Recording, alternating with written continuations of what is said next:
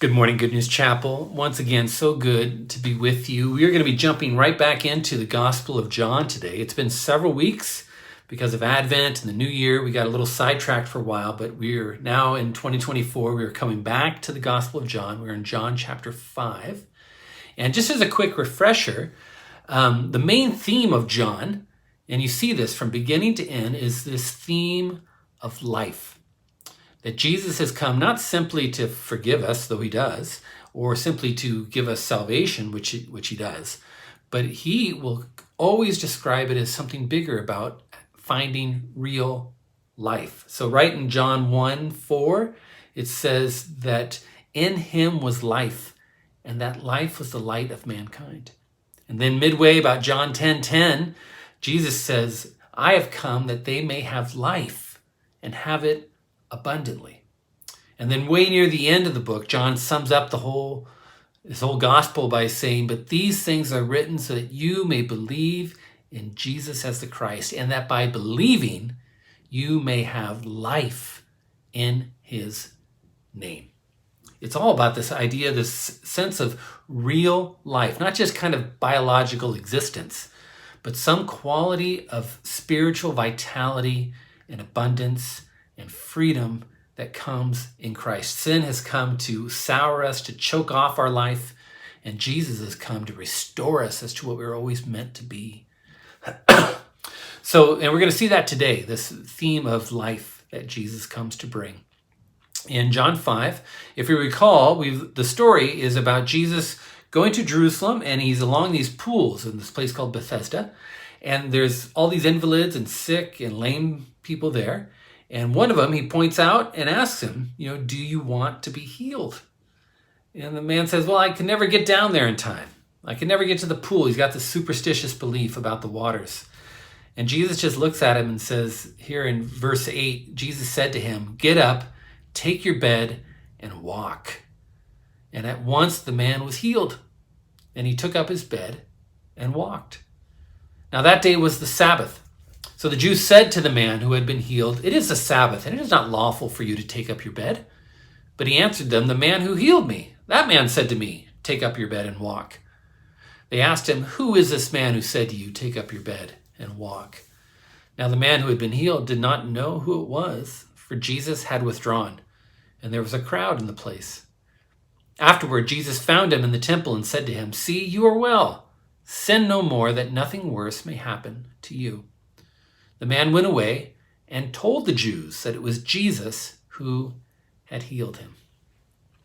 Okay, there. Just again, that's summary. We've looked at this story before, so I'm not going to spend too much time here. But I think there's just two things to point out, really two sides of the same coin. There's two astonishing things that happen. The one, obviously, is the amazing miracle. Just the authority of Christ, that he just looks at the man and just speaks his authority, says, get up and walk, and he does.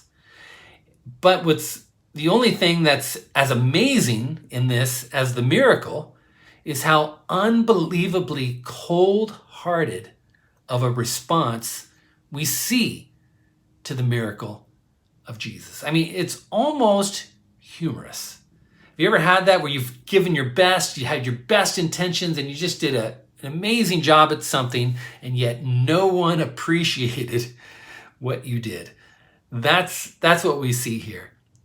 Even the man who is healed shows no gratitude to Christ for being healed. And in fact, he's the one that's going to rat him out to the religious leaders and tell them, it was Jesus is the one who told me to violate the Sabbath. And they seem, and all these folks, especially the religious leaders, they seem totally blind to the miracle.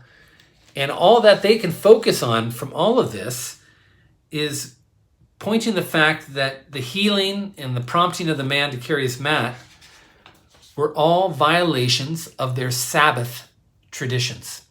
Not really from the Bible, by the way. They were kind of their own traditions they added on. But still, that's all that they could focus on. It's kind of, I was thinking of it, it's kind of, imagine you were walking down the street and you saw a house on fire and you heard some child scream for help from inside. And so you run into the house, you find the kid, you grab him, and you take him out, and you've rescued him. And you think, this is great. But when you get outside, there's a police officer there who arrests you for trespassing. And you're like, really? This is what we're going to focus on? Trespassing? And we're going to forget about the house on fire and the rescue and all the big saving of life? I mean, it's ridiculous. And yet that's kind of what's happened here.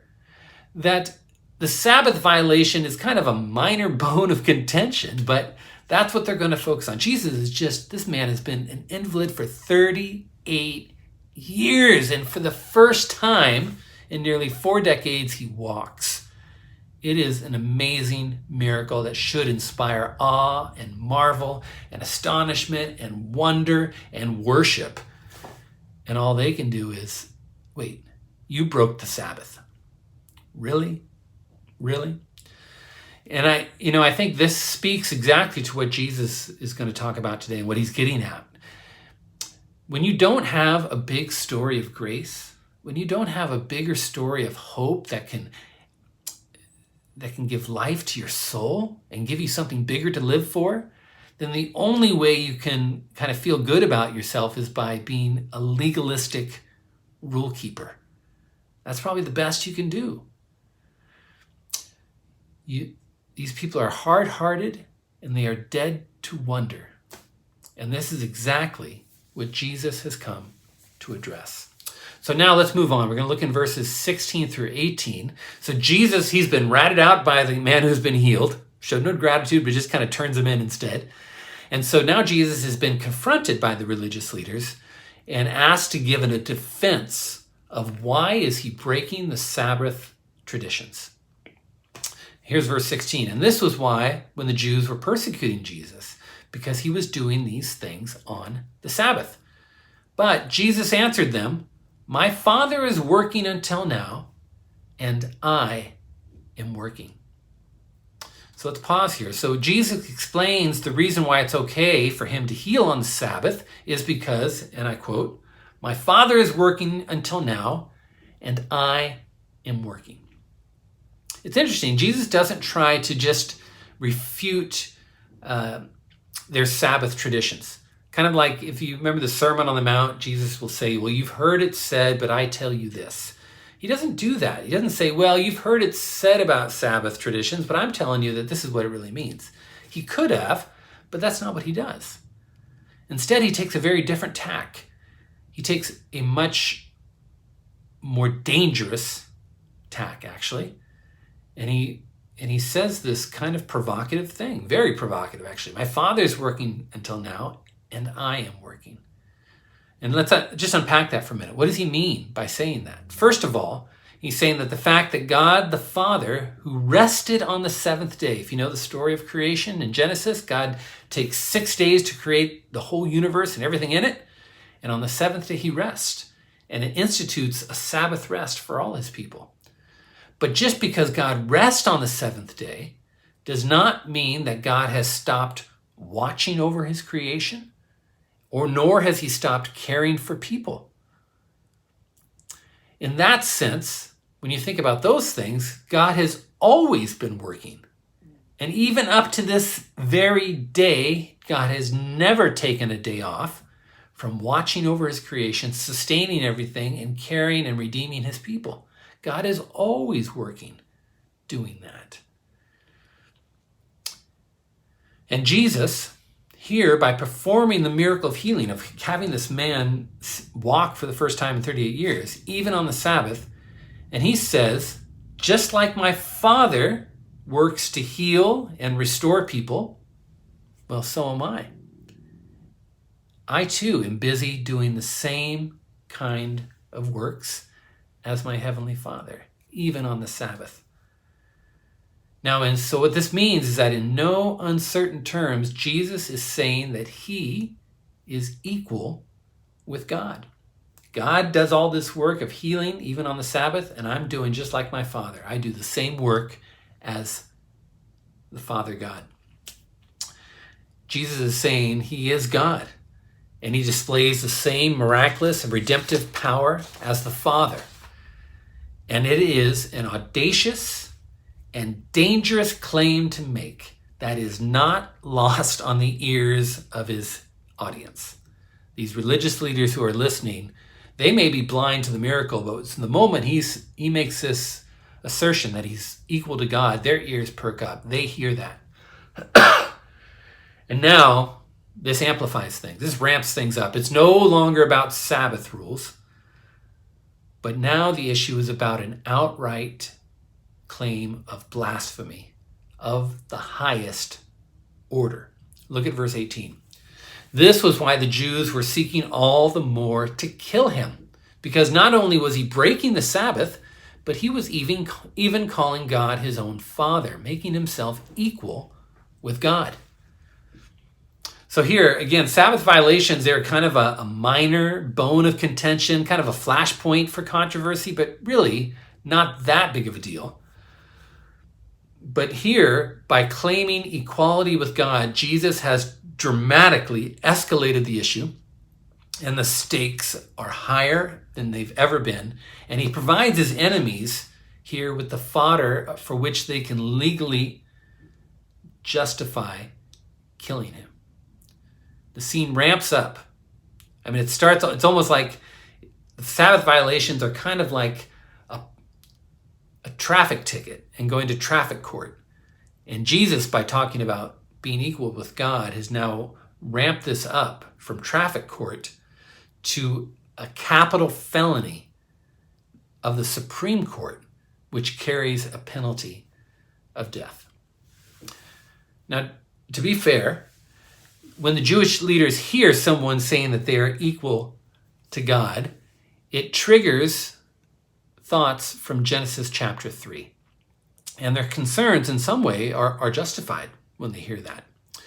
If you recall back in Genesis 3, when the serpent comes and tempts Eve and Adam vicariously, he says to Eve, "For God knows that when you eat of it," meaning the apple, that when they eat of the apple, "your eyes will be opened and you will be like God, knowing good and evil." Genesis 3:5. So that talk of being someone who is like God or equal to God or their own God, that triggers this idea of, oh, this is blasphemy. This is rebellion. This is trying to be a rival to God.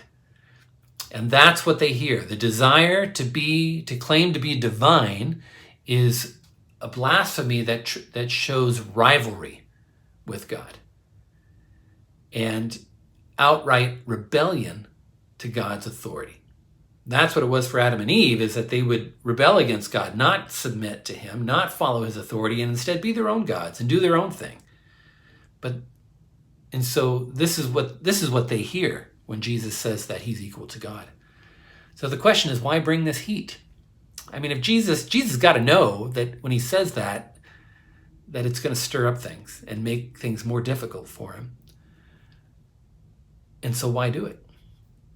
And I think it's this, and this is what we're going to kind of move into for the last part of this message this morning. Jesus uses this conflict so that he can begin to reveal more of who he is and why he has come. For the first time, Jesus will be able to explain his unique relationship with the Father. And far from being a rival of God or in rebellion towards God's authority, Jesus, as he will lay out very clearly, he is in perfect submission to and in total harmony with the heart of the Father. And in fact, it's this intimate, perfect love between the Father and his Son that not only holds the universe together, but it's the overflow of that comes and shines into our own hearts and gives us hope and life. And so the reason why I think Jesus brings it up, why he starts to talk about his equality with God, even though he knows it's going to get him in trouble more and more, is not only is it because it's true and he's there to tell the truth, but by believing that Jesus is the Christ, you may have life in his name, John 20:31. So Jesus has already given one defense about Sabbath violations, and that didn't make things better. In fact, things got kind of more amped up and worse for him in many ways. So now that he's claimed equality with God, he's got to give another defense. how can you claim to be God? How can you make such an audacious, seemingly blasphemous claim to be equal with God? And here's where Jesus does that in verse 19. So he said to them, "Truly, truly, I say to you, the Son can do nothing of his own accord, but only what he sees the Father doing. For whatever the Father does, the Son does likewise." And Jesus here makes it clear that claiming to be equal with God, he is not claiming to be a rival of God, a rival with the Father. But rather, Jesus is in perfect submission to the Father. And he is in perfect cooperation and in perfect harmony and unity with the Father. Jesus does nothing of his own volition, he says, nothing on his own agenda, but only what he sees the Father doing. He does. There's kind of this one-to-one comparison, a kind of mirroring of actions between the Father and the Son, which is not to say that there's no distinction between the Father and the Son. In later parts of this chapter, Jesus is going to make very clear that all the parts of the Trinity have different roles to fill, but that doesn't mean that they're any less equal as God. Jesus and the Father are both equal in divinity, and Jesus submits to the Father. But here, in this first few verses here, he affirms how he and the Father are in lockstep unity. That if his audience thinks that he's trying to be a rival to God or defy God's authority, Jesus is saying, no, not at all. The Father and I are one. You remember later in John 14, one of the disciples, Philip, is going to go to Jesus and say, "Jesus, if you would just show us the Father, that would be enough." And Jesus says, "Philip, haven't I been with you long enough?" or something like that. He says, and he tells him, "Whoever has seen me has seen the Father." It's John 14:9. And see, the New Testament is very clear that Jesus is the exact representation of the Father. He's distinct. He's his own person, but he is a perfect representation of the Father. Colossians 1:15 says that Jesus is the image of the invisible God. And Hebrews 1:3 says that he is the radiance of the glory of God in the exact imprint of his nature. If you want to see the Father, then look to Jesus. They are one. Okay, so now Jesus goes on. It says, furthermore, in the end of verse 20, it says, "For the Father loves the Son and shows him all that he himself is doing."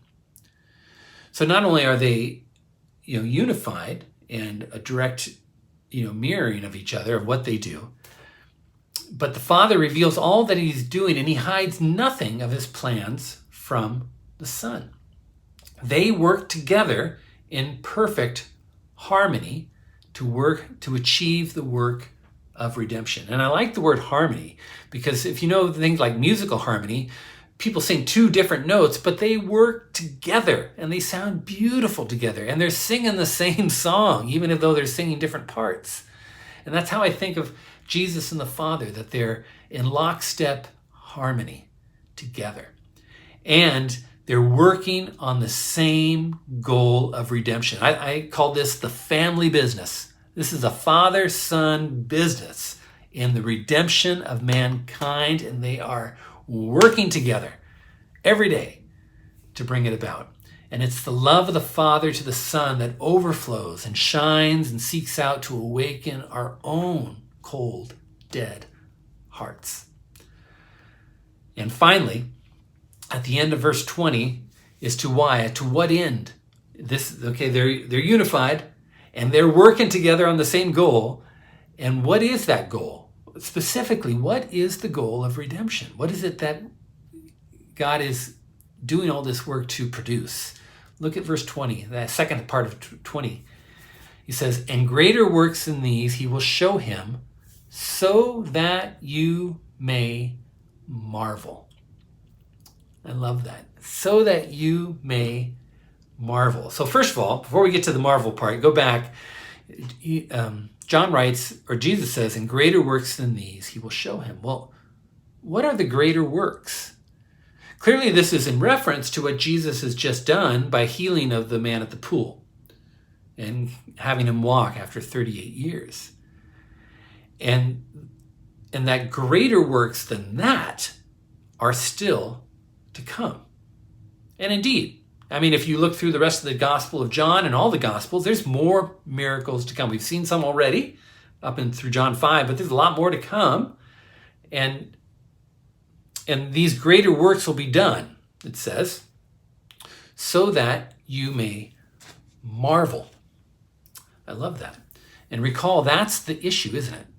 Going back to when Jesus does the miracle, what's so astonishing is not just the miracle, but the lack of response, the lack of awe, the lack of hearts that marvel at what just happened, the lack of worship and recognition of who Jesus is in all his glory as the eternal God.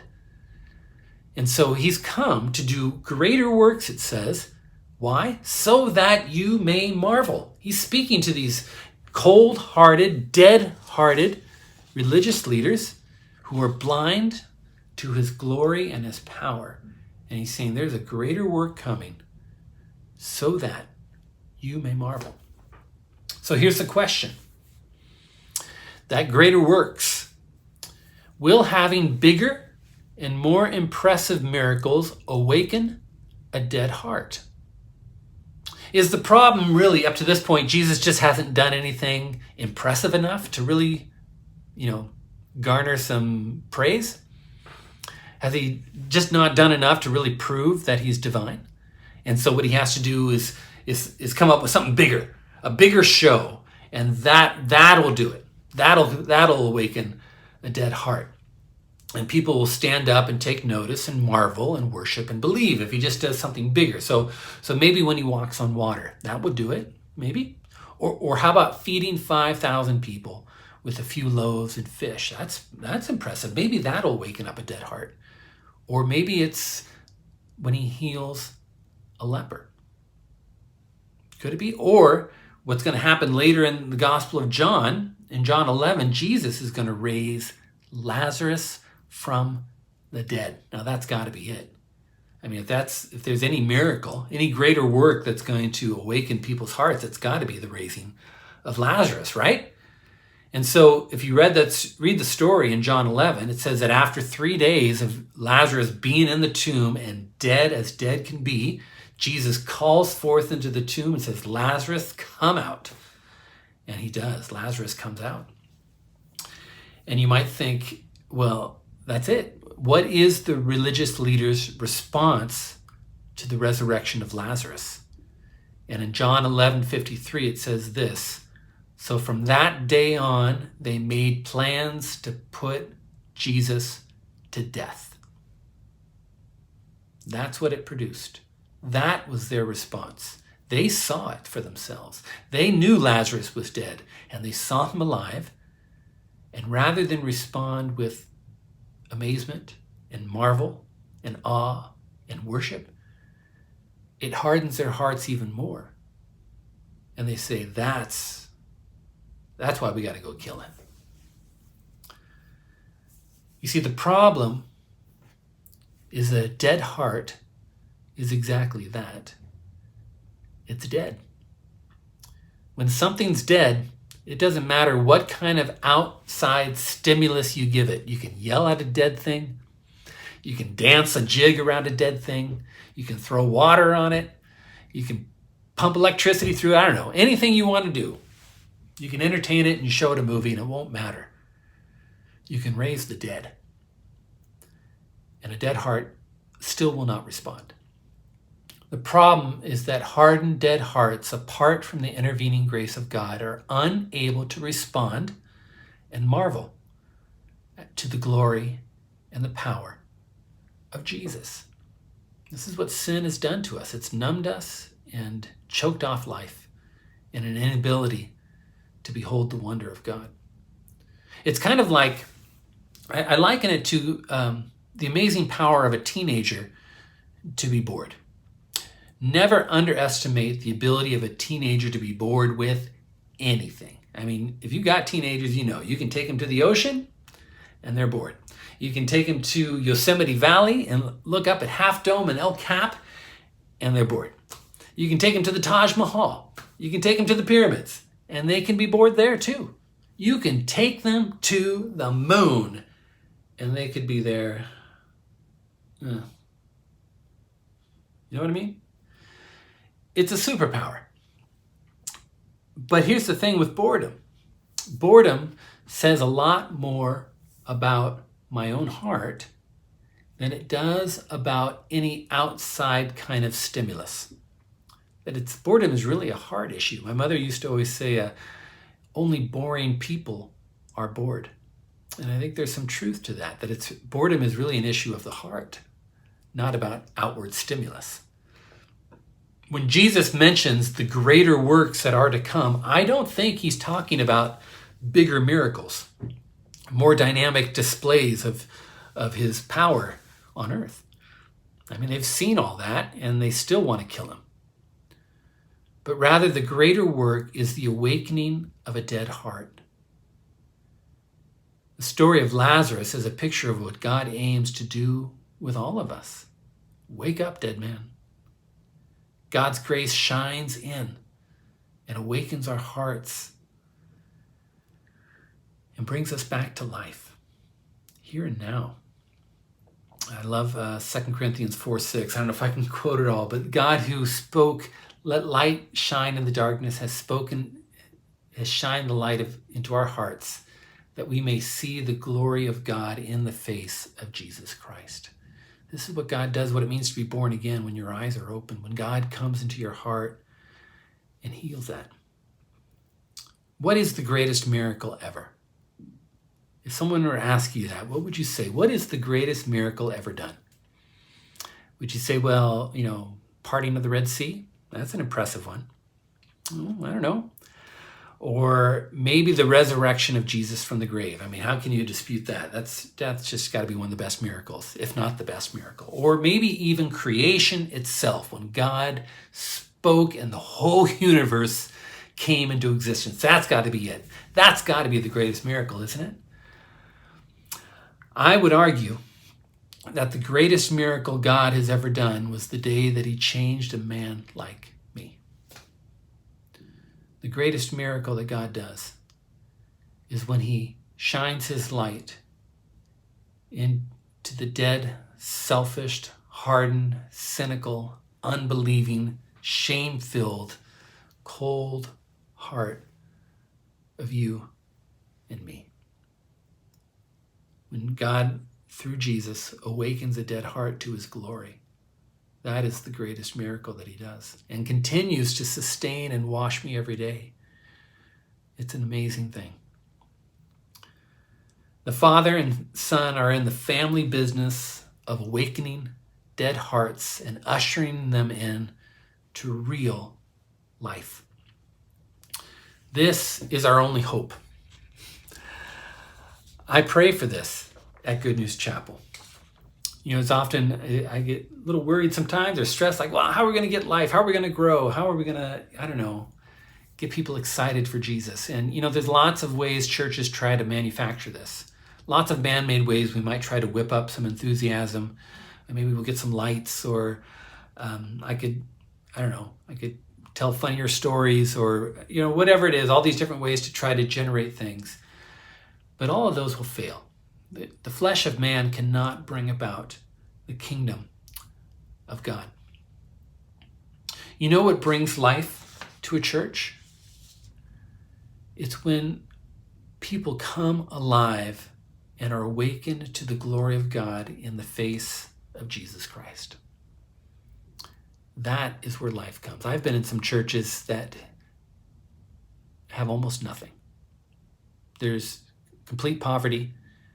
I was in a church in Mexico that had one person playing an out-of-tune guitar. That's all they had. There wasn't much to their church, or not much glitz at all to their service. But the people were so in love with Jesus, so aware of their desperate need of him, that the worship was amazing. And there was life. And it didn't come from the pastor. It came from Jesus himself. And that's my prayer. I pray for us that we would get a hunger for the glory of Christ and then watch how God awakens our hearts and unites us and fills us with hope and joy and peace. This is my prayer. There is no plan B. That's how we're going to grow. And my prayer for all of us is that, and that we would be people who have a hunger for his word. Do you have a place? Do you have some folks that you meet with to study the word and to pray together?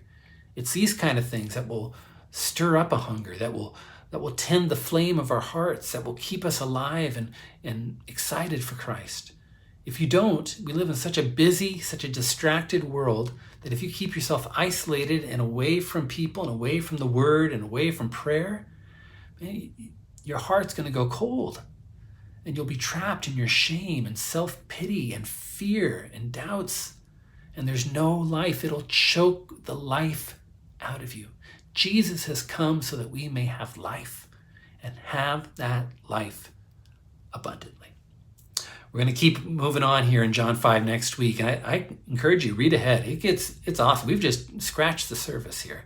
But I hope you see that the theme of life is coming through all of these texts. And what God invites us into is not drudgery. It's not kind of mindless, duty-filled religion. Not at all. We are being invited into life. And that's my prayer for all of us.